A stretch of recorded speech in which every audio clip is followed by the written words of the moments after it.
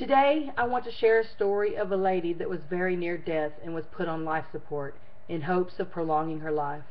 She spent 3 weeks on ventilators, and during those 3 weeks she suffered organ failure and diminished brain functioning.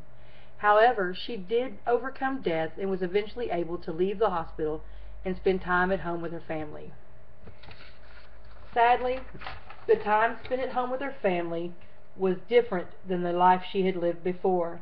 No longer was she able to feed herself, no longer was she able to carry on full conversations with loved ones, and she wasn't even able to use the bathroom in privacy. I would like to discuss the topic of euthanasia. This lady's story helps us focus on a few main points that are arguable regarding euthanasia. I will discuss 3 main points with you today: the cost of treatment versus the cost of euthanasia, whether it should be considered murder or humane, and whether we should allow our loved ones to die with integrity or shame. Here are a few facts regarding the cost of euthanasia. An important factor many people often forget is the cost of treatment involved in caring for a terminally ill patient. It can be argued that all money spent is well worth the life of a loved one. A recent article from listverse.com discusses the end-of-life care. It states that the care of a single individual at the end of their life costs around $39,000.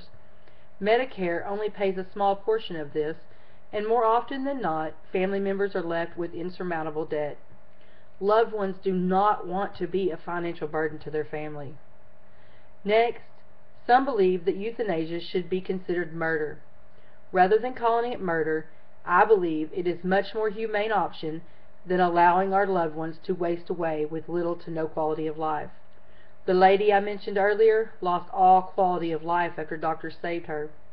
Not being able to converse with friends and family due to the diminished brain functioning took its toll on her emotional well-being. She did not enjoy her last days. Most people feel like a burden when they are unable to care for themselves.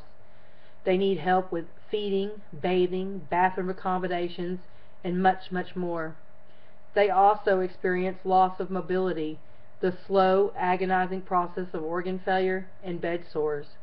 Dying a miserable, drawn-out death is not humane. People suffering this many losses are stripped of the right to leave this world with pride and dignity intact. Diaper changes and personal grooming are all things we would think much differently of if we were dependent on someone to perform these tasks for us.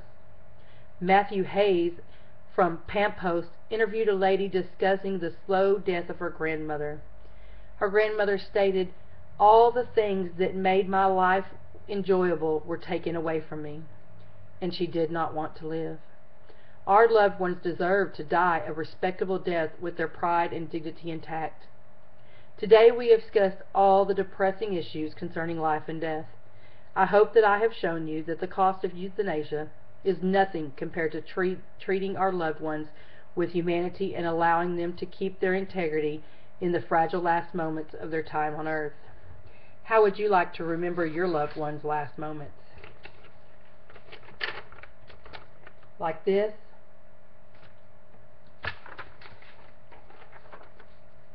Or like this? To me, the point is clear. Support euthanasia with terminally ill patients and stop the suffering.